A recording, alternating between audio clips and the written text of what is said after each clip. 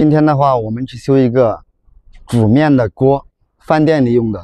他说可能是一点小毛病，我这边就讲了，上门费30块钱，你能不能接受？他说可以接受。首先我带了这个，然后呢就是带了这个万能表、填表，下面的话就带了不同规格的电容。现在出发，现在到了现场啊，锅的话就是这个锅，我打倒，风机在下面。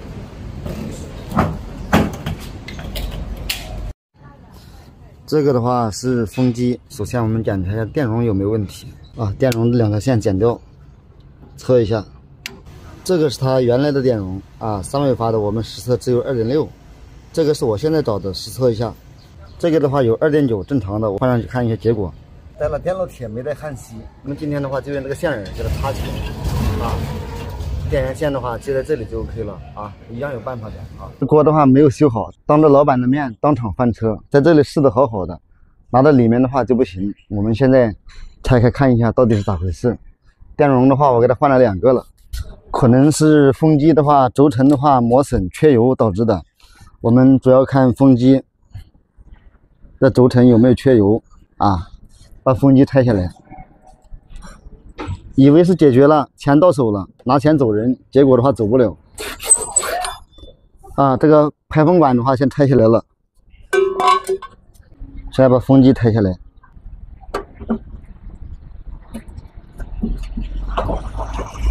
老铁们，现在风机的话已经拿下来了，但是这个叶轮的话明显是很紧啊，明显是很紧。这个的话是我们刚刚换的电容，换了2个也不行啊，也没有用，主要是带的太紧了，我们想办法处理一下。首先的话，我们还是把这凤轮这个螺丝拆下来，拆下来以后打点油看一下，有点不好拆，我们上大力钳吧，生锈太紧了，先喷一点 W40试一下。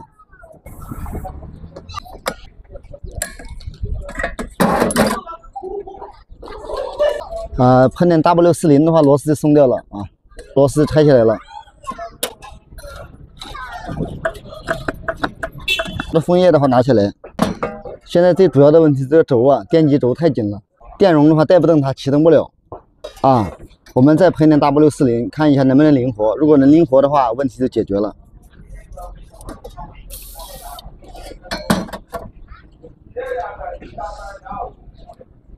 哎，灵了。老铁们看一下，这喷一下就不一样，瞬间就灵活了。这次有10拿9稳的把握，保证 OK。本身的话讲的是换电容修好120块钱，但是电容换了没效果，那再搞这个东西的话，你也加不了人家的钱。现在问题就解决了，我们把风叶装上去。这是一个反压螺丝来的，反压螺丝要反着上。现在再空转一下看看。啊，现在转的话非常灵活的。老板迫不及待的问搞好没有？我说试一下。现在把所有螺丝上好固定紧。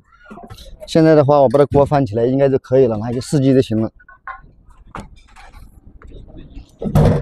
插电试一下。